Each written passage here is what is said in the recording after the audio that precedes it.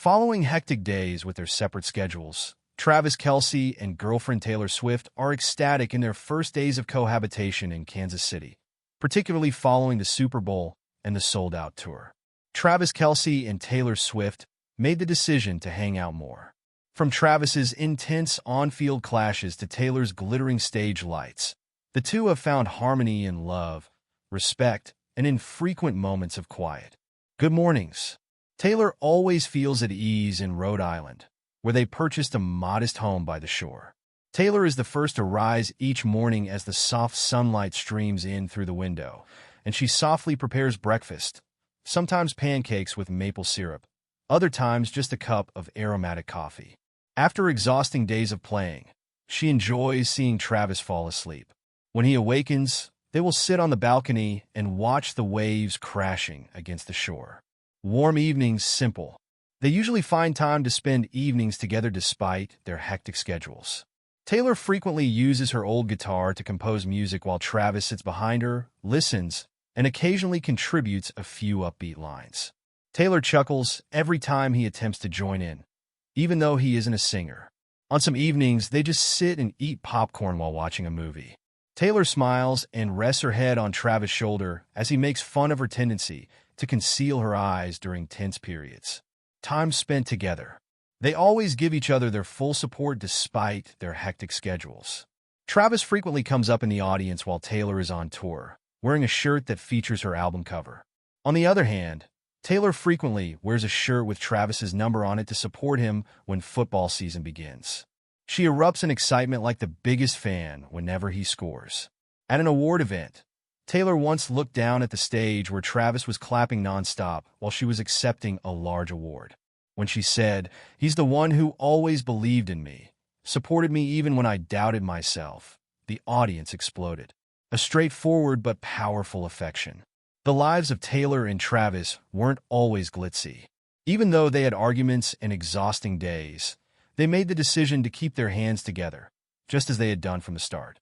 "If one day you write a song about me, I want it to be a song about the simplest things like the way you smile every morning or the way you hold my hand when you're cold," Travis once said to Taylor as they were strolling down the beach. With a smile, a squeeze of his hand, and a whisper, "I already have a melody in my head," Taylor Swift and Travis Kelce created a new song that encapsulated their happy times together. A week following the Philadelphia Eagles' heartbreaking 40-22 victory over the Kansas City Chiefs, a tragic incident occurred during the city of Philadelphia's parade. A man shot two women. The good news is that both are stable. The police have already taken the 28-year-old male suspect into custody, and it did not happen to Major. Apart from that, everything in Philadelphia is joyful. Because of the team's poor performance in the Super Bowl, there are a lot of questions about the Chiefs' prospects for the upcoming year. The most significant one is unquestionably Travis Kelce's future.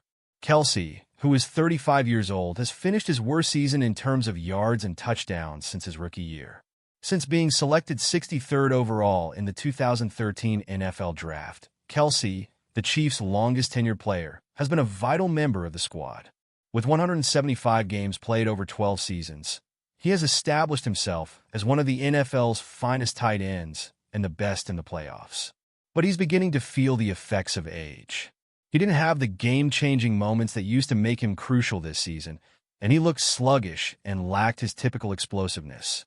The Chiefs must decide if it is worth the money to keep him, as he has 1 year left on his contract, which includes a total salary of $17.5 million and roster bonuses of $1.5 million. Shannon Sharpe, an NFL Hall of Famer, recently offered his thoughts on Kelce's predicament and advised him to take charge of his destiny rather than allowing the team to determine his course.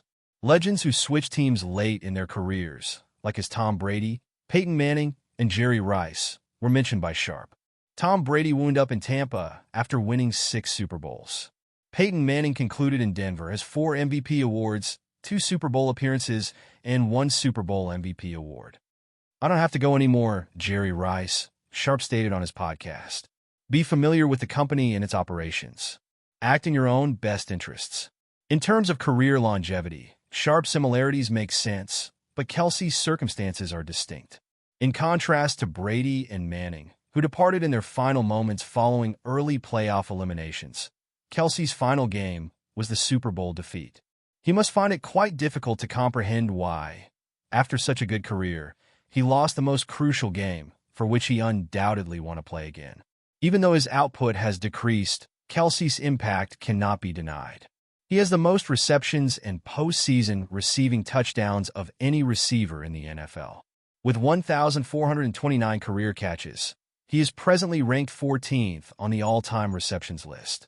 He has a strong possibility of finishing in the top 10 and being the only player in this select group to play for the same team their entire career, joining the likes of Larry Fitzgerald and Marvin Harrison, if he returns for one more season. His decision to keep playing might be influenced by these achievements. Kelce has time to consider his future in the NFL. Kelce must make a crucial choice before free agency begins on March 12th. His best line of action for the time being is to stand back, consider his options, and consult with those closest to him, including, of course, Taylor Swift. Even though Andy Reid, the head coach of the Chiefs, thinks Kelce has what it takes to be a great coach, it appears more probable that he will look for entertainment possibilities. With his impending appearance in Happy Gilmore 2 and his previous hosting assignments, Kelce's post-NFL future may be as well known as his playing career. Whether it's on the field or the big screen, fans of the couple have one thing to look forward to even if they plan to keep a low profile and spend some quality time together now that their schedules have opened up. The Met Gala has been identified as the couple's first possible event together, and it is believed that they may finally make an official red carpet appearance together as part of their R&R time, according to a recent article from The Mirror. Since they started dating in 2023, Swift and Kelce have had trouble coordinating their schedules so they can attend events together. But since Swift doesn't have any plans to tour this year, it's possible that she and Kelce may attend the Met Gala together, which is scheduled for May. It will be the couple's first time dating.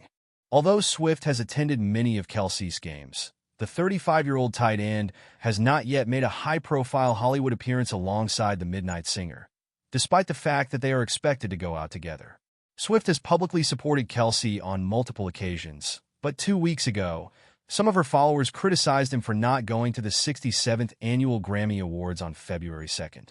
Swift and Kelce didn't go to the Grammys together the year before because Kelce was getting ready to play in the Super Bowl the week before the ceremony, particularly after the mixed reaction she encountered during the Super Bowl, where she was jeered and Travis Kelce and the Kansas City Chiefs lost badly. Taylor Swift's recent accomplishments are a welcome boost of positive news.